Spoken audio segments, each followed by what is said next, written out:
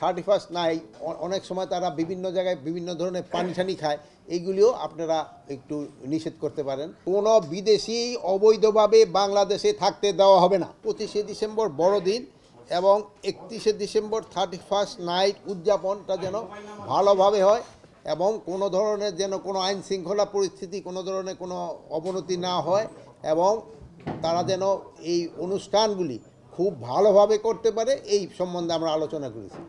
এই সম্বন্ধে আপনাদেরও আমাদের কিছু একটা রিকোয়েস্ট আছে। সাধারণত 31শে ডিসেম্বর 31st নাইট আমরা বলি, ওই সময় আমাদের অনেক সময় কিছু আমাদের ইয়াং জেনারেশনের ভিতরে একটু উচ্ছৃঙ্খলতা দেখা দেয়। এটার ক্ষেত্রে আপনারা যদি তাকেও একটু আগে থেকে বুঝান যে এইটা করাটা ঠিক না, এবং অনেক সময় তারা বিভিন্ন জায়গায় বিভিন্ন ধরনের পানি টানি খায়, এইগুলিও আপনারা একটু নিষেধ করতে পারেন।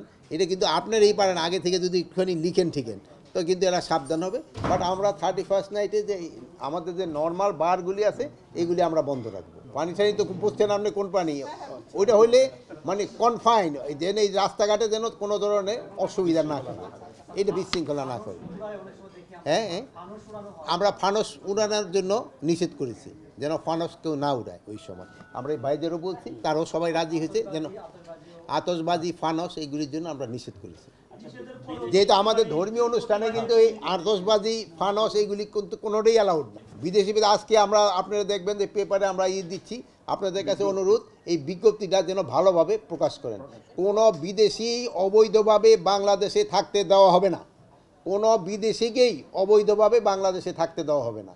এটা আপনারা ভালোভাবে এই নিউজটা করবেন এবং এই যে আমাদের যে বিজ্ঞপ্তিটা এটা খুব ভালোভাবে আপনারা প্রচার করে দেবেন। এই কতজন আছে এই স্ট্যাটিস্টিক্সটা আমাদের কাছে এখনো নাই। যদি স্ট্যাটিস্টিক্সটা নাই, ওইটা যদি থাকতো তো আমি বলে দিতাম যে এতজন আছে। অনেক দেশেরই আছে, আমি কোনো দেশের নাম মেনশন করতে চাচ্ছি না, বাট কোনো দেশেরই আমরা এই অবৈধ নাগরিককে বাংলাদেশে থাকতে দিব না।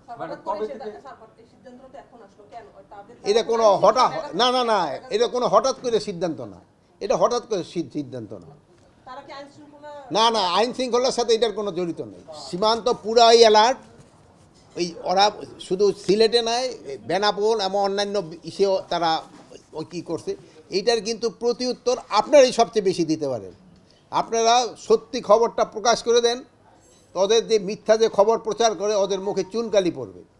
আপনারাই কিন্তু সবচেয়ে বেশি ভালোভাবে পারেন এবং আমি আপনাদেরকে ধন্যবাদ দেই, আপনারা কিন্তু এটা প্রচারও করতেছেন।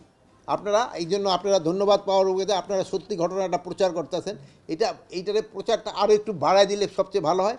আর আমাদের যে ইংলিশ চ্যানেলে যেসব খবরগুলি হয় সেই সময় যদি একটু আপনারা একটু বেশি বলে দেন তাহলে সুবিধা হয় কি, বিদেশিরা তো অনেক সময় আমাকে বাংলাদেশি এই তো সবাই বাংলা তো বোঝে না, তারা বিদেশিরও বুঝতে পারে। আপনাদের কাছে অনুরোধ, যেসব আপনারা ইংলিশ খবরটা পড়েন বা ইংলিশের যেমন আপনাদের অনুষ্ঠানগুলিতে এইগুলিতে আপনারা এইটা এটা তো পররাষ্ট্র মন্ত্রণালয় না, আমি ক্যাবিনেটে এসছি না এখানে, কিন্তু ক্যাবিনেটের সাথে তো উনি কোনো ক্যাবিনেটে আমার কথা শেষ হইতে দেন। আপনি আমার কথা থামায় দিলে তো বলতে পারবো না রে বোন।